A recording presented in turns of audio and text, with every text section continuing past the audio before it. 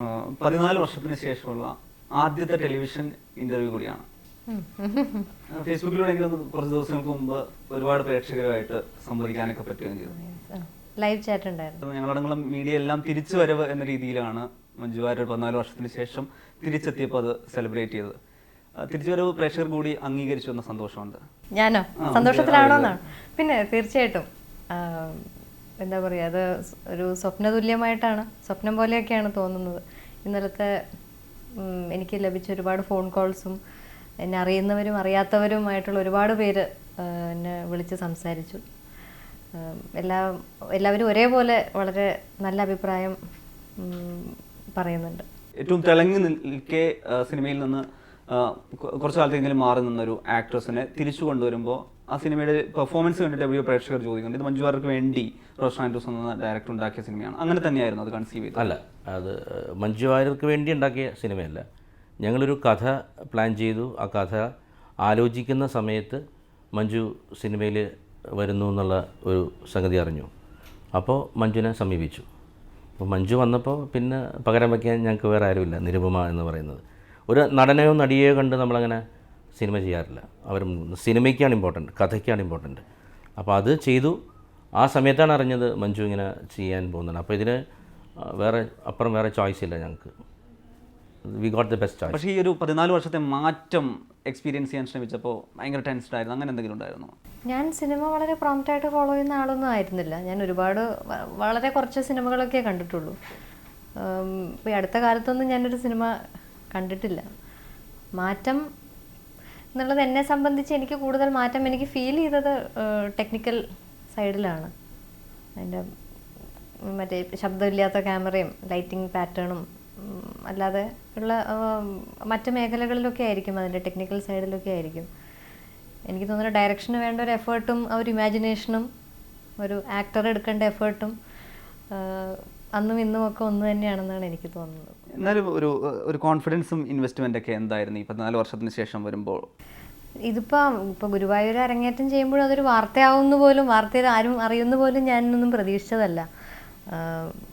പക്ഷേ അത് കഴിഞ്ഞിട്ടുള്ള എന്ത് കാര്യം എടുക്കുമ്പോഴും അത് മാധ്യമങ്ങളടക്കം ഉള്ള ആളുകൾ ഒരുപാട് പ്രാധാന്യം അതിന് നൽകുന്നത് എന്തുകൊണ്ടാണെന്നും എനിക്കൊരു ഉത്തരമില്ലാത്ത ചോദ്യമാണ്. ഒരു പക്ഷേ ഈ പറയുന്ന പോലെ ആൾക്കാർക്ക്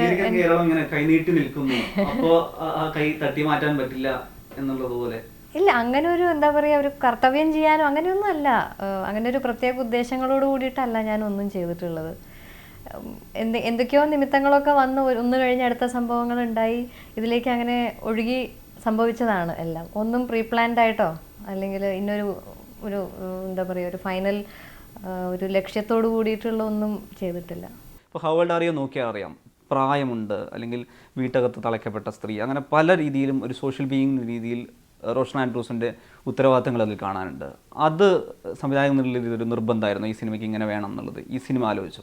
നമ്മൾ അങ്ങനെ ഒരു സമൂഹത്തിലൊരു വലിയ മെസ്സേജ് കൊടുത്ത് എല്ലാവരും നന്നാക്കി കളയാം അങ്ങനെയൊന്നും ഞാൻ സിനിമ ചെയ്യാറില്ല, ടു ബി ഫ്രാങ്ക്. ഇത് ശരിക്കും നമ്മളൊരു ചെറുപ്പത്തിലൊരു കുട്ടിയോട് ചോദിക്കുന്നത് what you want to be in your life. അപ്പോൾ പലരും പറയും എനിക്ക് ഡോക്ടർ ആവണം, എഞ്ചിനീയർ ആവണം എന്നൊക്കെ പിള്ളേർ പറയാറുണ്ട്, സ്കൂളിലായാലും എവിടെയായാലും. പക്ഷേ എവിടെയോ ഈ സ്വപ്നങ്ങൾ മുറിഞ്ഞു പോകുന്നുണ്ട്, പുരുഷന്മാർക്കായാലും ആൺകുട്ടികൾക്കായാലും പെൺകുട്ടികൾക്കായാലും, because of the education system അല്ലേ. നമ്മളുടെ ഒരാൾക്കൊരു നല്ലൊരു കാർപ്പൻ്റർ ആവണം എന്നൊരുത്തൻ ഒരു സ്കൂളിൽ ചോദിക്കുക, എനിക്ക് I want to become a good carpenter എന്ന് പറഞ്ഞാൽ അവൻ ആ കാർപ്പൻ്റർ എന്ന് പറയുന്ന പണിക്ക് വേണ്ടി ചെയ്യിക്കാനുള്ള കാര്യങ്ങൾ ചെയ്യുന്നില്ല. നമ്മൾ ഔട്ട്സൈഡ് കൺട്രീസിൽ അവൻ്റെ ടാലൻ്റ് എന്താണോ ആ ടാലൻറ്റിനെയാണ് ഉയർത്തിയെടുക്കുന്നത്, മനസ്സിലായോ. ഇവിടെ ഒരു പെൺകുട്ടി, ഒരു അമ്മ, അല്ലെങ്കിൽ ആരും ആയിക്കോട്ടെ, ആ സ്ത്രീ ഒരുപാട് ഡ്രീം ഉണ്ടാവും. ആ ഡ്രീം അവർ നിൽക്കുന്നത് എവിടെയെന്ന് വെച്ച് കഴിഞ്ഞാൽ കല്യാണം കഴിയുന്നതോടൊപ്പമാണ്. കല്യാണം കഴിഞ്ഞുകൂടെ ഡ്രീമെല്ലാം അവർ പഠിച്ച എഡ്യൂക്കേഷൻ, അവർ കൊടുത്ത എഡ്യൂക്കേഷൻ സിസ്റ്റം, അവർ എന്തൊക്കെയായാലും അവർക്ക് എന്തെല്ലാം കൊടുത്തു അതെല്ലാം വിവാഹം എന്ന് പറയുന്ന ഒരു സംഗതിയോടുകൂടി മാറ്റപ്പെടുകയാണ്. പിന്നെ ഈ പെണ്ണ് സഞ്ചരിക്കുന്നതും ഒക്കെ ഈ ഭർത്താവിൻ്റെ സ്വപ്നത്തിലൂടെ. അമ്മയായി കഴിഞ്ഞാൽ പിന്നെ അവരുടെ സ്വപ്നം എന്ന് പറയുന്നത് മക്കളുടെ സ്വപ്നത്തിലൂടെ. ഇവരുടെ സ്വപ്നങ്ങൾ എവിടെയോ നഷ്ടപ്പെട്ടു പോകുന്നുണ്ട്. കേരളത്തിലൊരു 80% ഓഫ് സമൂഹം, എല്ലാവരും ഒന്നും ഞാൻ പറയുന്നില്ല. ഈ പറഞ്ഞൊരു തുടർച്ചയിൽ വരികയാണെങ്കിൽ ഓഡിയൻസിൻ്റെ അത്തരത്തിലുള്ള റെസ്പോൺസ് ഞങ്ങളിലൊരാളാണ്, അല്ലെങ്കിൽ ഞങ്ങളെ അഫക്റ്റ് ചെയ്യുന്ന വിഷയമാണ്, എവിടെയോ നിരുപമയിലൂടെ എന്നെ കാണാൻ പറ്റി എന്നൊക്കെയുള്ള തരത്തിൽ ഫീഡ്ബാക്ക് ഉണ്ടാവാൻ സാധ്യതയുണ്ട്. പക്ഷേ സംവിധായകന് കിട്ടിയതിനേക്കാളും മഞ്ജുവിനായിരിക്കും അത് കിട്ടാനും സാധ്യതയുണ്ടാവുക. അങ്ങനെ റെസ്പോൺസ് ഒക്കെ വന്നിരുന്നു. ഒരുപാട് പേര് എന്നെ വിളിച്ച് പറഞ്ഞു. ഇതിപ്പോൾ ഞാൻ ഇതിനു മുമ്പും സിനിമ ഇറങ്ങുന്നതിന് മുമ്പും ഞാൻ വളരെ വിശ്വസിച്ച് പറഞ്ഞൊരു കാര്യമുണ്ടായിരുന്നു, ഒരു സ്ത്രീയായിട്ട് ജനിച്ചിട്ടുണ്ടെങ്കിൽ ഈ സിനിമയുടെ ഏതെങ്കിലും ഒരു പോയിന്റിൽ സ്വന്തം ജീവിതമായിട്ട് അറിയാതെങ്കിലും ഒന്ന് റിലേറ്റ് ചെയ്തിരിക്കും എന്നുള്ളത്. അത് എനിക്കും അങ്ങനെ സംഭവിച്ചിട്ടുണ്ട്. എനിക്ക് തോന്നുന്നു ഇത് കണ്ട എല്ലാവർക്കും അത് തോന്നിയിട്ടുണ്ട്. ഇന്നലെ എന്നെ സാറാ ജോസഫ് ടീച്ചർ വിളിച്ചിട്ടുണ്ടായിരുന്നു. സാറാ ടീച്ചർ പറഞ്ഞു, ഈ ടീച്ചർക്ക് അറിയാവുന്ന ഒരുപാട് പേരും ഈ നമ്മുടെ ഈ സമൂഹത്തിൽ ഈ ഒരു അവസ്ഥ ജീവിതത്തിൽ അനുഭവിക്കുന്ന ഒരുപാട് സ്ത്രീകൾ ഉണ്ട്. അപ്പോൾ അവർക്കൊക്കെ നൽകുന്ന ഭയങ്കര ഒരു മൊറൽ ബൂസ്റ്റാണ് ഈ സിനിമ. അപ്പോൾ എന്നൊക്കെ പറഞ്ഞ് ഒരുപാട് നന്നായിട്ട് സംസാരിച്ചിരുന്നു. സാറാ ടീച്ചറും വേറെ ഒരുപാട് പേര് വിളിച്ചിരുന്നു. അപ്പോൾ ഞാൻ മനസ്സിലാക്കുകയാണ്, നമ്മുടെ ഇതിപ്പോൾ ഇത് നിരുപമയുടെ മാത്രം കഥയല്ല, ഇത് അതിൽ നിന്നൊക്കെ ഒരുപാട് പോയി നമ്മുടെ പക്ഷേ വ്യക്തിപരമായും കൂടി അങ്ങനെ കണക്ട് ചെയ്തിട്ടുണ്ടാവും അല്ലേ? ഇല്ല അങ്ങനെയല്ല. ഇത് ഒരു വ്യക്തിയുടെ മാത്രം കഥയല്ല. ഇത് ഏതൊരു സ്ത്രീയും അനുഭവിച്ചുകൊണ്ടിരിക്കാൻ സാധ്യതയുള്ള ഒരു ഇഷ്യൂ ആണ്. എന്ന് വെച്ചാൽ അതൊരു മറ്റൊരാളുടെ ഒരു കുറ്റമായിട്ടോ അല്ലെങ്കിൽ ഭയങ്കര ദുരിതമോ അങ്ങനെയൊന്നും അല്ല. എങ്ങനെയോ അറിഞ്ഞോ അറിയാതെയോ ലൈഫിൽ സംഭവിക്കുന്ന ചേഞ്ചസ് ഈ സിനിമയിൽ വളരെ നാച്ചുറലായിട്ട് കാണിച്ചിട്ടുണ്ട്. തിരിച്ചുവരവിൻ്റെ ഘട്ടത്തിൽ അങ്ങനെ പേഴ്സണലി കൂടി അങ്ങനെ ഒന്ന് സ്ട്രെങ്തൻ ചെയ്യാനുള്ളൊരു ശ്രമമായി ഈ സിനിമ മാറിയിട്ടുണ്ടോ? ഇല്ല, അങ്ങനെ ഒന്നുമില്ല. ആള് പേഴ്സണലി സ്ട്രോങ് ആയിട്ടുള്ള ആൾ തന്നെ. ആൾക്ക് അങ്ങനെ സിനിമ കൂടി അങ്ങനെ സിനിമയിലൂടെ മഞ്ജു എനിക്ക് തോന്നിയിരിക്കുന്നത് വളരെ കാര്യങ്ങളെ പോസിറ്റീവായിട്ട് കാണുന്ന ഒരു സ്ത്രീയാണ് ഇവർ. വളരെ പോസിറ്റീവ് എനർജിയുള്ള. ഇപ്പോൾ മാരത്തോൺ, ഞങ്ങൾ ആ മാരത്തോൺ ഞങ്ങൾക്ക് ഷൂട്ട് ചെയ്യാൻ സാധിച്ചു. ആ പാട്ടിൻ്റെ ഒരു ആവശ്യകത സിനിമ കണ്ടപ്പോൾ മനസ്സിലായിട്ടുണ്ടാവും. അപ്പം മഞ്ജു ഈ സിനിമയെ സമീപിച്ചിരിക്കുന്നത്, മഞ്ജുവിനോട് ഞങ്ങൾ സംസാരിക്കുമ്പോഴും മഞ്ജുവിനോട് ഇത്രയും ദിവസത്തെ പരിചയത്തിലും എനിക്ക് മനസ്സിലായിട്ടുള്ള വളരെ കോൺഫിഡൻ്റ് ആയിട്ടുള്ള ഒരാളാണ്. എല്ലാ കാര്യത്തിലും ആളുടേതായിട്ടുള്ളൊരു അഭിപ്രായങ്ങളുള്ള ഒരാൾ തന്നെയാണ്. അപ്പോൾ ആൾ മെൻ്റലി സ്ട്രോങ് തന്നെയാണ്. സിനിമ ഒരു ഓപ്ഷനായി വരിക അല്ലെങ്കിൽ സിനിമയിലേക്ക് തിരിച്ചു വരുമ്പോൾ ഒരുപാട് കഥകൾ കേട്ടൊരു ഘട്ടം കൂടിയായിരുന്നു. റോഷൻ ആൻഡ്രൂസ് എന്ന സംവിധായകൻ്റെ ഒപ്പം ആദ്യ cinema, how old are U എന്ന് പറയുന്ന സബ്ജക്റ്റിലായിരിക്കണം ആദ്യ സിനിമ. ആ ഒരു ഡിസിഷൻ എടുക്കാൻ നല്ല രീതിയിൽ ഒരു കൺഫ്യൂഷൻ അങ്ങനെ ഏതെങ്കിലും ഉണ്ടായിരുന്നു? ആക്ച്വലി ഇതായിരുന്നില്ല ആദ്യം സംഭവിക്കേണ്ടിയിരുന്ന സിനിമ. എല്ലാവർക്കും അറിയാം, രഞ്ജേട്ടൻ്റെ സിനിമയായിരുന്നു. പക്ഷെ അത് പല കാരണങ്ങൾ കൊണ്ട് അത് തൽക്കാലം നീണ്ടുപോവുകയും ഇത് ആദ്യത്തെ സിനിമയുടെ സ്ഥാനത്തേക്ക് വരികയും ചെയ്തതാണ്. ഇതൊക്കെ എല്ലാം ഈ പറഞ്ഞ പോലെ ഒന്നും പ്ലാൻ ചെയ്തതല്ല, എല്ലാം അറിയാതെ സംഭവിച്ചു പോയതാണ്. പക്ഷെ ഇന്ന് ജനങ്ങളുടെ ഒരു റെസ്പോൺസും ഒരു അഭിപ്രായവും എനിക്ക് തോന്നുന്നു എന്നോട് സംസാരിച്ച് എല്ലാവരും പറഞ്ഞത് ഇതാണ് മഞ്ജു തിരിച്ചു വരേണ്ടിയിരുന്നൊരു ചിത്രം, ഇതിലും നല്ലൊരു ചിത്രം ഒരിക്കലും നമുക്ക് സങ്കല്പിക്കാൻ പോലും പറ്റില്ല. ഒരു തിരിച്ചുവരവിന് ഏറ്റവും ആപ്റ്റായിട്ടുള്ളൊരു ചിത്രം എന്ന് ആൾക്കാർ പറയുമ്പോൾ ചിലപ്പോൾ എല്ലാം ദൈവത്തിന് ഒരു കണക്കുകൂട്ടലുണ്ടല്ലോ. നമ്മളൊക്കെ എന്ത് ചെയ്താലും അവസാനം ദൈവത്തിൻ്റെ കണക്കുകൂട്ടലാണ് നടക്കുക. ചിലപ്പോൾ ഇതിന് വേണ്ടിയിട്ടായിരിക്കും എല്ലാം ഒരു നിയോഗം പോലെ വന്നു ചേർന്നതായിട്ടാണ് എനിക്ക് തോന്നുന്നത്. റോഷൻ ആൻഡ്രൂസ് എന്ന സംവിധായകൻ്റെ മുൻ ചിത്രങ്ങളൊക്കെ കൃത്യമായൊരു മാർക്കറ്റ് വാല്യുള്ള താരങ്ങളെ തന്നെ കേന്ദ്രീകരിച്ചായിരുന്നു. ഈ ഒരു സിനിമയിലെത്തുമ്പോൾ മലയാളത്തിൻ്റെ ഒരു ട്രെൻഡും മലയാളത്തിൻ്റെ സമീപകാലം എടുത്ത് നോക്കിക്കഴിഞ്ഞാൽ ഏതെങ്കിലും തരത്തിലൊരു ഹീറോയിൻ ഓറിയൻറ്റഡ് സബ്ജക്റ്റും സിനിമകളും വലിയ രീതിയിൽ വിജയം കണ്ടിട്ടില്ല. ബോളിവുഡിൽ ഇപ്പോൾ വിദ്യാബാലൻ്റെയും കങ്കണ റണൗത്തിൻ്റെയും സിനിമകൾക്ക് അങ്ങനെ വലിയ സക്സസ് ഉണ്ട്. ഈ ഒരു മഞ്ജു വാര്യർ എന്നുള്ള ആക്ട്രസിനെ 14 വർഷങ്ങൾക്ക് ശേഷം ആൾക്കാർ ഇത്രമാത്രം ഡിമാൻഡ് ചെയ്യുന്നു. പിന്നെ ഈ പ്ലോട്ടിലുള്ള വിശ്വാസം, ഇത് രണ്ടും കൂടി ചേർന്നാണ് ഹൗ ഓൾഡ് ആർ യു ഉണ്ടായത്. ഞാൻ ഉദയനാരായണൻ കഴിഞ്ഞിട്ട് ചെയ്ത പടം നോട്ട്ബുക്കാണ്. അത് പുതിയ പിള്ളേരെ വെച്ച് ചെയ്തൊരു സിനിമയാണ്. മനസ്സിലായി. സെക്കൻഡ് ഫിലിം, താരങ്ങളില്ലായിരുന്നു അതിൽ. സുരേഷ് ഗോപി 2 ദിവസം വന്ന് അഭിനയിച്ച് പോയി എന്നല്ലാതെ ഒന്നുമില്ല. എപ്പോഴും റിസ്ക് എടുക്കാൻ താല്പര്യപ്പെടുന്ന ആൾക്കാരാണ് നമ്മളെന്ന് പറയുന്നത്. ഇപ്പം ഈ ഓൾഡ് ആർ യുവിൻ്റെ ഒരു കഥയുണ്ടാക്കി ബോബി സഞ്ജയ് കൂടി ഇരുന്നു, ഞങ്ങൾ ആലോചിക്കുന്നു, ഞങ്ങൾ ഈ സ്ക്രിപ്റ്റിംഗ് നടക്കുന്നു. ഞങ്ങൾ ഈ സിനിമയെ ഞങ്ങൾ സമീപിക്കുമ്പോൾ ഇത് ഞങ്ങൾ കാണാൻ ആഗ്രഹിക്കുന്നൊരു സിനിമ. ശരിക്കും ഒരു സിനിമ പ്രേക്ഷകൻ എന്ന് പറയുന്ന, ടു ബി ഫ്രാങ്ക്, എന്നെ സംബന്ധിച്ച് സെക്കൻഡറിയാണ്. എനിക്ക് കാണാൻ ആഗ്രഹിക്കുന്ന, സഞ്ജയ്ക്ക് കാണാൻ, ബോബിച്ചേട്ടൻ, ഞങ്ങൾ കാണാൻ ആഗ്രഹിക്കുന്ന ഒരുപാട് സിനിമകളുണ്ട് അല്ലേ. ചില സിനിമകൾ കാണുമ്പോൾ അസൂയ തോന്നും, ഇതെനിക്ക് ചെയ്യാൻ പറ്റിയില്ലല്ലോ എന്നുള്ള ഒരു അസൂയ തോന്നാറുണ്ട്. അപ്പോൾ ഇത് ഞങ്ങൾ കാണാൻ ആഗ്രഹിക്കുന്ന ഒരു സിനിമയാണ്. അപ്പോൾ ആ സിനിമ ഉണ്ടാകപ്പെടണം, അല്ലെങ്കിൽ നിർമ്മിക്കപ്പെടണം, സംവിധാനം ചെയ്യപ്പെടണം, എഴുതപ്പെടണം. അപ്പോൾ ഇത് ഞങ്ങൾ സ്വപ്നം കണ്ടൊരു സിനിമയാണ്. പിന്നെ ആ സ്വപ്നത്തിലേക്ക് പ്രേക്ഷകൻ വരണം. പ്രേക്ഷകൻ്റെ പിന്നാലെയല്ല പോകേണ്ടത്, പ്രേക്ഷകൻ ഈ സിനിമയുടെ പിന്നാലെയാണ് വരേണ്ടത്. അതാണ് മാറ്റം. നമ്മൾ പ്രേക്ഷകൻ്റെ പിന്നാലെ പോയി പ്രേക്ഷകൻ ഇതാണ് വേണ്ടത്, ഇന്ന സ്ഥലത്ത് അവൻ കൈയടിക്കും, ഇന്ന സ്ഥലത്ത് അവൻ്റെ സെൻറ്റിമെൻറ്റ്സ് വേണം, ഇന്ന സ്ഥലത്ത് അവന് ഹ്യൂമർ വേണം, ഇന്ന സ്ഥലത്ത് പാട്ട് വേണം എന്നുള്ളൊരു ഫോർമുലകൾ ഫോളോ ചെയ്യേണ്ടത് അത് ഒരു സിനിമയിലും ഞാൻ ചെയ്യാറില്ല, സഞ്ജയും ചെയ്യാറില്ല. ഞങ്ങൾ കാണാൻ ആഗ്രഹിക്കുന്നൊരു സിനിമ, ഞങ്ങൾക്ക് ഇങ്ങനത്തെ ഒരു സിനിമ കാണും. ആ സിനിമയുടെ കാൽക്കുലേഷൻ ചിലപ്പോൾ തെറ്റിട്ടുമുണ്ട്, ചിലപ്പോൾ അത് വളരെയധികം സ്വീകരിക്കപ്പെടും. അത് ഉണ്ടാകാറുണ്ട്. പിന്നെ ഇതിൽ മഞ്ജു വാര്യരോടൊപ്പം തന്നെ കുഞ്ചാക്കോ ബോബൻ എന്ന് പറയുന്ന ഒരു ആക്ടറുണ്ട്, അതോടൊപ്പം തന്നെ മറ്റു ആക്ടേഴ്സ് ഉണ്ട്. ഞങ്ങളുടെ ഇവിടുത്തെ USB എന്ന് പറയുന്നത് മഞ്ജു വാര്യറാണ്. മനസ്സിലാകുന്നുണ്ടോ? ഇപ്പോൾ മഞ്ജു നേരത്തെ പറഞ്ഞ പോലെ ഈ രഞ്ജിയേട്ടൻ്റെ സിനിമ പിന്നെ നടക്കുന്ന സമയത്തും ഞാൻ സഞ്ജു എപ്പോഴും പറയും, Manju this is your first film, ഇതാണ് ആദ്യമായിട്ട് വരേണ്ട സിനിമ, ഈ സിനിമയാണ് ഫസ്റ്റ് ചെയ്യേണ്ടത്. അധികം വിശ്വാസമില്ലായിരുന്നു തുടക്കം, ഞങ്ങളെ വിശ്വാസമാണ്. അപ്പം ഇല്ലില്ല അത് എൻ്റെ വാക്കാണ്. അപ്പം ഇങ്ങനെ ഞങ്ങളിങ്ങനെ ഫോഴ്സ് ചെയ്യാറുണ്ട്. ഞങ്ങൾക്ക് ശരിക്കും വളരെ ഒരു എന്താ പറയുക, ഒരു ഹ്യൂമറസ് ആയിട്ട് പറഞ്ഞ് ഞങ്ങളുടെ ഭാഗ്യമാണത്. ഞങ്ങൾക്കിത് ആദ്യമായി കിട്ടിയത് ഞങ്ങളുടെ സ്വപ്നത്തിൻ്റെ ഭാഗ്യമാണെന്ന് വേണമെങ്കിൽ പറയാം. കാരണം ഒരു പക്ഷേ ആ സിനിമ വന്നിരുന്നെങ്കിൽ ഇതിന് ഇത്രയും വാല്യൂ ഉണ്ടാകുന്ന പോലും എനിക്കറിയില്ല സെക്കൻഡ് ഫിലിം എന്ന രീതിയിൽ. മഞ്ജു വാര്യരുടെ തിരിച്ചുവരവ് എന്ന് പറയുന്നതിനോടൊപ്പം തന്നെ ഞാൻ ഞെട്ടിയൊരു കാര്യം, ഞാൻ ഇത്രയും സംഭവമാണെന്ന് കരുതിയിട്ടില്ല സത്യം പറഞ്ഞു. കാരണം അതെ, ഞാൻ എൻ്റെ ഭാര്യ ഭയങ്കര ആരാധിക്കാൻ ഇദ്ദേഹത്തിൻ്റെ. ഞാൻ അത്ര വലിയ ആരാധകൻ അല്ല. ഞാൻ നിരുപമയോട് എനിക്ക് ക്രഷുണ്ട്. നിരുപമ എന്ന് പറഞ്ഞ നടി, നിരുപമ എന്ന് പറഞ്ഞ ക്യാരക്ടർ എന്നെ ഭയങ്കരമായിട്ട് പിന്നെ ഒലച്ചിട്ടുണ്ട്. ഉദയഭാനുവിന് ശേഷം എന്നെ ഇത്രയും ഒലച്ച അല്ലെങ്കിൽ എൻ്റെ മനസ്സിനെ ഡിസ്റ്റർബ്, കാരണം എപ്പോഴും ഞാൻ ഉറങ്ങുമ്പോഴും എഴുന്നേൽക്കുമ്പോഴൊക്കെ എൻ്റെ മനസ്സിലൊക്കെ ഇവർ മാത്രമേ ഉള്ളൂ, വേറെ ഒന്നുമില്ല എൻ്റെ മനസ്സിൽ. അത് ഉദയഭാനുവിന് ശേഷം എന്നെ ഇപ്പോൾ ഈവൻ സേറ എലിസബത്തോ ആൻ്റണി മോസസോ എന്നെ ഇതുപോലെ ഡിസ്റ്റർബ് ചെയ്തിട്ടില്ല. ഭയങ്കരമായിട്ട് എന്നെ ഡിസ്റ്റർബ് ചെയ്തൊരു ക്യാരക്ടറാണത്. അപ്പോൾ സഞ്ജയിനെ സംബന്ധിച്ചു, അപ്പം ഞങ്ങൾ ഈ സിനിമ സ്വപ്നം കാണുന്നു, ആ സിനിമ നടക്കുന്നു. എന്നെ ഞെട്ടിച്ചെന്ന് പറയാൻ കാരണം, ഇന്നലെ ഞാൻ സാധാരണ ന്യൂൺ ഷോയിലൊക്കെ ഫാൻസ് വരും എന്നൊക്കെ പറയും, ഇത് പെൺകുട്ടികൾ സമൂഹം ഇങ്ങനെ ഇറങ്ങിയപ്പോൾ ഞാൻ ചിന്തിക്കുകയാണ്, ദൈവം ഇത് സംഭവമാണ്. കാരണം വെച്ചാൽ ഇത് ഞാൻ കാണുകയാണ് നമ്മൾ അത്ഭുതം കാണുമ്പോഴല്ല മനസ്സിലാവുക. ഞാൻ PVR പടം കണ്ടു, തിരിച്ചു വന്നപ്പോൾ ഫാമിലി ഓഡിയൻസ് ലൈക്ക് സ്ത്രീകൾ. ഇന്ന് രാവിലെയും എന്നെ ഡിസ്ട്രിബ്യൂട്ടർ വിളിച്ചിട്ട് പറയുകയാണ്, പക്ഷേ ഒരു വൻ നിരയാണ് പെൺകുട്ടികളുടെ ഒരു. അപ്പോൾ ഇത്രയും ആളുകൾ ഈ ആളെ ഇഷ്ടപ്പെട്ടിരുന്നു എന്ന് പറയുന്ന സാധനം ഉണ്ടല്ലോ. നമ്മൾ ഈ മാണിക്യം കയ്യിൽ എത്ര കാലം ഒളിപ്പിച്ച് വെച്ചാൽ അത് മാണിക്യം തന്നെ ആയിരിക്കും എത്ര കാലം കഴിഞ്ഞാലും. ഞാൻ മഞ്ജു ആദ്യം അഭിനയിക്കാൻ വന്നപ്പോൾ മഞ്ജുവിൻ്റെ കുറേ സംശയങ്ങളൊക്കെ ഉണ്ടായിരുന്നു എൻ്റെ അടുത്ത്, ഓരോ ചോദ്യം. അപ്പോൾ ഞാൻ ആളെ കണ്ണിൽ നോക്കുമ്പോഴും ആ ഒരു ത്രസ്റ്റ് ഉണ്ട്, ഈ ആക്ടിങ്ങിനോടുള്ള ത്രസ്റ്റ്, ആ ഒരു അടങ്ങാത്തൊരു ആഗ്രഹം ഉണ്ടല്ലോ, അത് ആളുടെ ഉള്ളിൽ ഇങ്ങനെ നിൽക്കുകയാണ്. ഈ സിനിമയുടെ സക്സസ് എന്ന് പറയുന്നത് അതാണ്. ഇതിൻ്റെ കണ്ടൻറ്റ്, അതിനോടൊപ്പം തന്നെ മഞ്ജു വാര്യരുടെ തിരിച്ചുവരവ്, ഈവൻ കുഞ്ചാക്കോ ബോബൻ്റെ പെർഫോമൻസ്. എനിക്ക് തോന്നുന്നു എനിക്ക് കിട്ടിയിരിക്കുന്ന സംവിധായകരും എന്നെ വിളിക്കുന്ന ആൾക്കാരും പറയുന്ന അദ്ദേഹത്തിൻ്റെ സിനിമകളിൽ ഒരു വേറിട്ട് നിൽക്കുന്ന ഒരു പെർഫോമൻസ്, കൺട്രോൾഡ് ആക്ടിങ് ചാക്കോച്ചൻ ചെയ്തിട്ടുണ്ട്.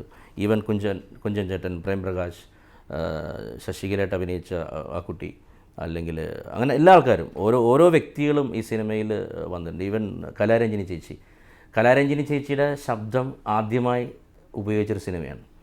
അപ്പോൾ ആ ശബ്ദം എടുക്കുന്ന സമയത്ത്, ഡബ് ചെയ്യുന്ന സമയത്ത് കൽപ്പന ചേച്ചി കാണാൻ വന്നിട്ടുണ്ടായിരുന്നു ഇത് എങ്ങനെയാണ് ചെയ്യുന്നത്. പലരും ആ ശബ്ദത്തെ ഉപയോഗിച്ചിട്ടില്ലായിരുന്നു. അപ്പോൾ എന്നെ സംബന്ധിച്ച് അല്ലെങ്കിൽ ഞങ്ങളുടെ ടീമിനെ സംബന്ധിച്ച് ഇതൊക്കെയാണ് ഞങ്ങളുടെ എൻജോയ്മെൻറ്റ്, ഇങ്ങനത്തെ പുതിയ പുതിയ കാര്യങ്ങൾ ചെയ്യുക എന്നുള്ളത്. അപ്പോൾ അതിൻ്റെ ഒരു വലിയ റിസൾട്ടാണ് ഇപ്പം ഈ ഒരു വിജയം.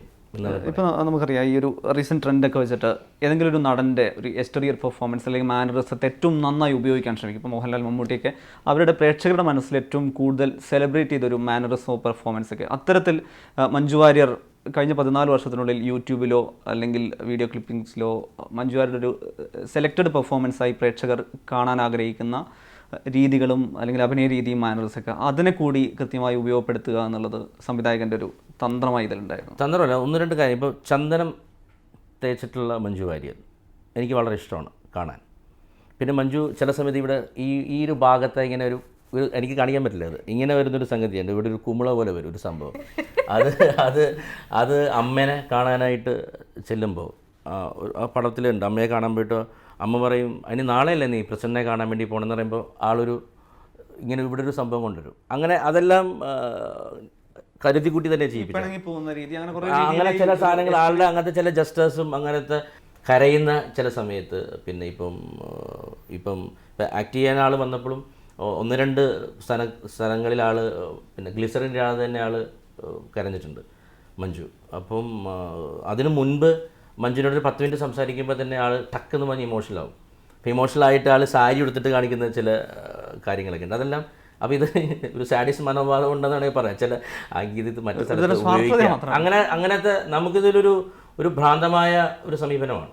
ഞാൻ പറഞ്ഞു, ഇപ്പം എന്നെ പറയുന്നത്, ഇപ്പോൾ ചന്ദനം തേച്ചിട്ട് ആൾ വീട്ടിൽ നിന്ന് ഇറങ്ങിയിട്ട് പ്രസൻറ്റ് അവിടെ വരെ പോകുന്നത് മനസ്സിലായി. പൊട്ടിയിടാത്ത വന്നിരിക്കുന്നത് ആ ബെഡ്റൂമിൽ എഴുന്നേൽക്കുമ്പോൾ മാത്രമേ പൊട്ടിയിടാതെ ഉപയോഗിച്ചിട്ടുള്ളൂ.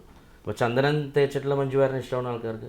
മഞ്ജു വാര്യരുടെ ഹ്യൂമർ ഇഷ്ടമാണ്. ഇപ്പോൾ നമുക്കറിയാം, ആ ശശികലയോ എന്ന് പറഞ്ഞിട്ട് ആളൊരു തിരിയിലുണ്ട്. അതിലൊക്കെ ഞാൻ അൺബിലീവബിൾ ചിരിയാണ് തിയേറ്ററിൽ. അപ്പോൾ ഒരു ആക്ഷനിൽ പോലും നമ്മൾ പ്രതീക്ഷിക്കാത്ത സ്ഥലത്ത്, സിനിമ എപ്പോഴും പ്രതീക്ഷിക്കാത്ത സ്ഥലത്തൊക്കെ ചില ചിരികൾ കാണും. മനസ്സിലായി? ഇപ്പം ഹസ്ബൻഡിൻ്റെ അടുത്തിരുന്നിട്ട് സംസാരിച്ചിട്ട് പിന്നെ ആളുടെ അടുത്ത് പറയുന്ന ഇതാണ് ഇൻസ്പിറേഷൻ, അതാണ് ഇൻസ്പിറേഷൻ എന്ന് പറഞ്ഞ സ്ഥലത്ത് ധീര കൈയിലാണ് തിയേറ്ററിൽ.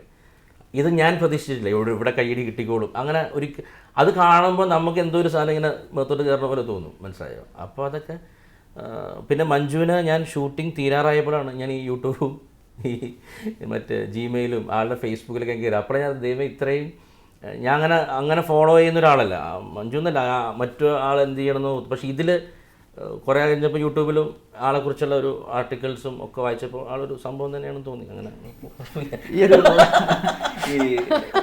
അപ്പോൾ ഏതായാലും ഇതിൽ ഈ സല്ലാപത്തിലൊക്കെ വന്നപ്പോൾ ഒരു ക്യാമറ കണ്ട് ഭയങ്കര കൗതുകപ്പെട്ട് ഭയങ്കര അമ്പരം നിരുന്ന കുട്ടിയായിരുന്നു മഞ്ജു എങ്കിൽ ഇതിൽ നേരെ തിരിച്ച് റോഷൻ ആൻഡ്രൂസ് മഞ്ജു ആയിരുന്നു ഒരാളുടെ സെക്കൻഡ് ഇന്നിങ്സിൽ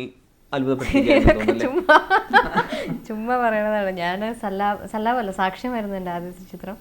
സല്ലാബും നായികയായിട്ട് അഭിനയിച്ച ആദ്യ ചിത്രമായിരുന്നു. പണ്ടുള്ളതിനെക്കാട്ടിലും കൂടുതലാണ് എനിക്കിപ്പോൾ പരിഭ്രമം, പേടിയൊക്കെ ഇപ്പോൾ കൂടുതലാണ്. അല്ലാതെ ഇതൊക്കെ ചുമ്മാ പറയണത്. എന്നാൽ പോലും ഒരു നമുക്കറിയാം അതിൻ്റെ ഒരു ടെയിൽ എൻഡിൽ റോഷൻ ആൻഡ്രൂസ് കൂടി എല്ലാ സീനും അങ്ങനെ മാത്രം പെർഫോം ചെയ്ത് എക്സ്പ്ലെയിൻ ചെയ്യുന്നതായി കാണാം. അങ്ങനെ ഒരു പെർഫോമൻസ് ഓറിയൻറ്റഡ് ആക്ടിങ്ങിൽ റോഷൻ ആൻഡ്രൂസിൻ്റെ ഒരു പങ്കെത്ര മാത്രം ഉണ്ടായിരുന്നു ഇതിൽ. ഇത് പറയാൻ എനിക്ക് അവസരം കിട്ടിയതിൽ ഭയങ്കര സന്തോഷമുണ്ട്. ഈ സിനിമയിൽ നിരുപമ എന്താണോ സ്ക്രീനിൽ കാണിച്ചിരിക്കുന്നത് അത് റോഷൻ ആൻഡ്രൂസിൻ്റെ മനസ്സിലുള്ള റോഷൻ എനിക്ക് കാണിച്ചു തന്ന ഭാവങ്ങൾ അതേപോലെ ഡെലിവർ ചെയ്യാൻ ഞാൻ ശ്രമിച്ചിരിക്കുന്നു എന്നല്ലാതെ എനിക്ക് കാര്യമായിട്ട് ഇതിലൊന്നും എനിക്ക് ചെയ്യേണ്ടി വന്നിട്ടില്ല. കാരണം ഒരു സീനൊക്കെ റോഷൻ വിഷ്വലൈസ് ചെയ്യുന്ന രീതിക്ക് ഞാൻ പോലും അത്ഭുതപ്പെട്ടു പോയിട്ടുണ്ട്. നമ്മളൊരു സീൻ വായിക്കുമ്പോൾ നമ്മുടെ മനസ്സിൽ ഏകദേശം ഒരു ഐഡിയ ഒരു സീനിനെ കുറിച്ച് വരും.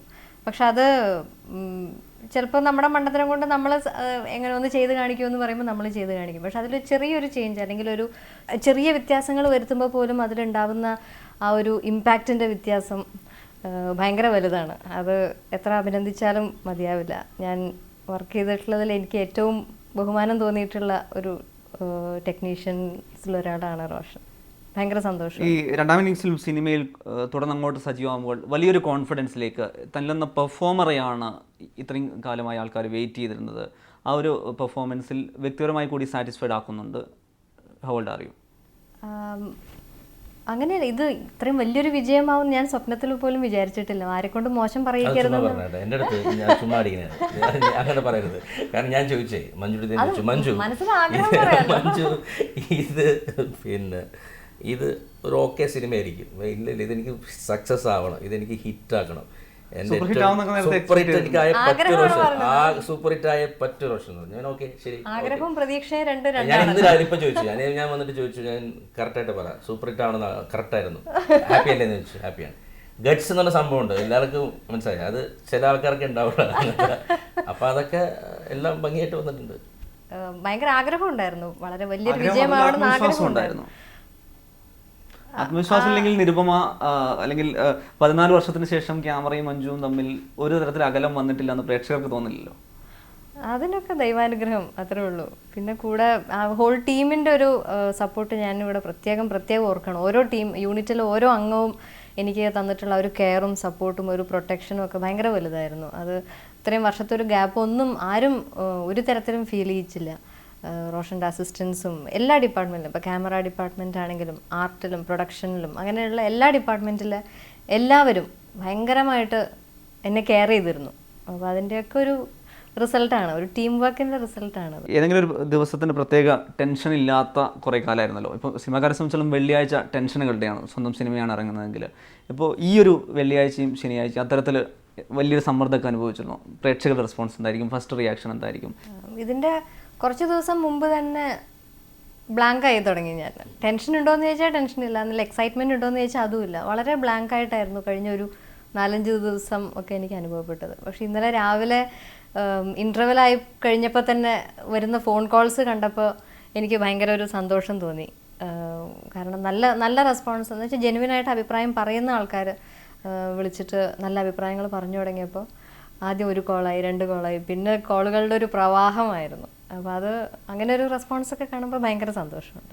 മലയാളത്തിലൊരു സീനിയർ ആക്ടറാണ് എന്തൊക്കെ പറഞ്ഞാലും ഈ 14 വർഷത്തെ ഗ്യാപ്പിനപ്പുറം. അപ്പം ഞാനോ മഞ്ജു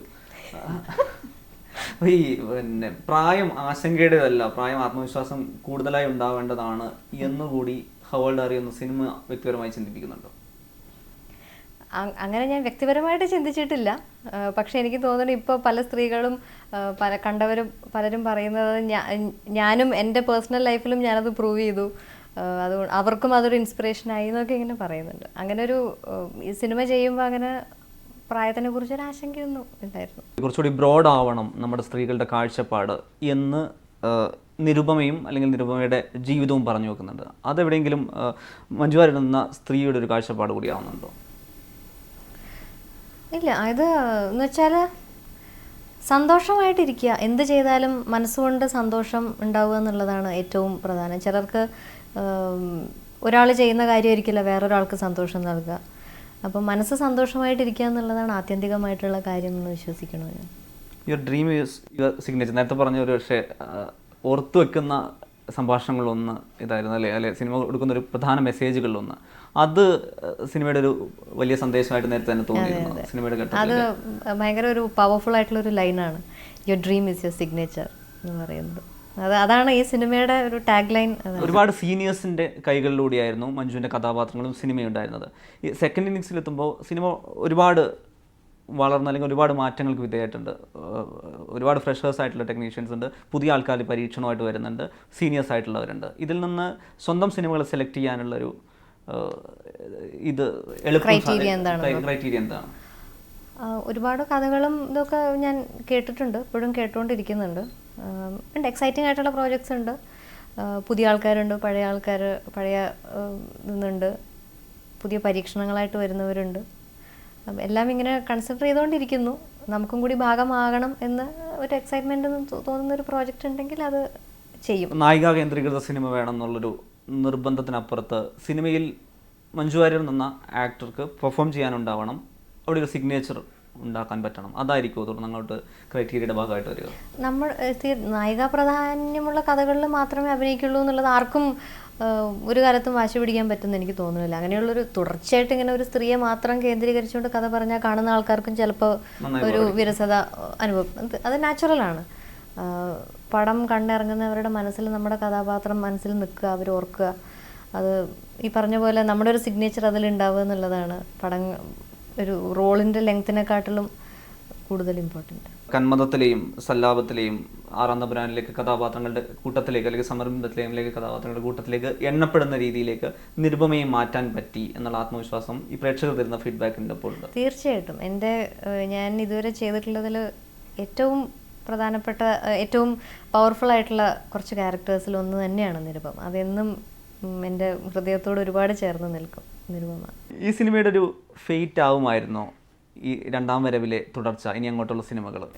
മനസ്സിലേത് ജനങ്ങൾ എങ്ങനെ സ്വീകരിക്കും, ഇത്രയും വർഷത്തെ ഒരു ഗ്യാപ്പ് ഉണ്ട്, അങ്ങനെയുള്ള മറ്റു പലരും അതിലൊന്നും കാര്യമില്ല എന്നൊക്കെ പറഞ്ഞ് ഒരുപാട് പറഞ്ഞിരുന്നെങ്കിലും എൻ്റെ മനസ്സിൽ ഒരു സ്പേസ് ഞാൻ ഇട്ടിരുന്നു. ഇത് നമ്മുടെ പ്രേക്ഷകർ എങ്ങനെ സ്വീകരിക്കുന്നു എന്നുള്ളതിനനുസരിച്ചായിരിക്കും എൻ്റെ ഈ ട്രെയിലറിലുള്ള ഒരു ലൈൻ. ഞാൻ ഇടയ്ക്ക് എപ്പോഴും പടം ഇറങ്ങുന്നതിൻ്റെ തലേ ദിവസം ഞാൻ സഞ്ജുവിനെയും റോഷനെയും വിളിച്ചിട്ട് പറഞ്ഞതാണ്, നാളെ എൻ്റെ മുമ്പോട്ടുള്ള ദിവസങ്ങൾ എങ്ങനെയായിരിക്കുമെന്ന് നിശ്ചയിക്കുന്നത് നാളത്തെ പകലായിരിക്കും എന്ന് പറയുന്നൊരു ലൈനുണ്ട് ട്രെയിലറിൽ. അതെപ്പോഴും എൻ്റെ മനസ്സിൽ ഇങ്ങനെ റൺ ചെയ്തുകൊണ്ടിരുന്നിരുന്നു. അത് ശരിയാണ്, അങ്ങനെ ഒരു ചിന്ത എൻ്റെ മനസ്സിലുണ്ടായിരുന്നു. എടുത്ത തീരുമാനം ശരിയായി, തെരഞ്ഞെടുത്ത സിനിമ ശരിയായി, എല്ലാം ഒത്തു വന്നതാണ്. അതെ, എല്ലാം ദൈവാനുഗ്രഹം. തിരിച്ചുവരവ് എന്നുള്ളത് ക്യാമറയ്ക്ക് മുന്നിലേക്കല്ല പ്രേക്ഷകരുടെ മനസ്സിലേക്കാണെന്ന് കൂടി ഹൗ ഓൾഡ് ആർ യു ബോധ്യപ്പെടുത്തി. തീർച്ചയായിട്ടും. അപ്പോൾ രണ്ടുപേർക്ക് നന്ദി, സന്തോഷം. ഹൗ ഓൾഡ് ആർ യു തുടർന്നുള്ള ദിവസങ്ങളിൽ കൂടി കൂടുതൽ പ്രേക്ഷകരിലെത്തട്ടെ. എല്ലാ ആശംസകളും. Thank you very much.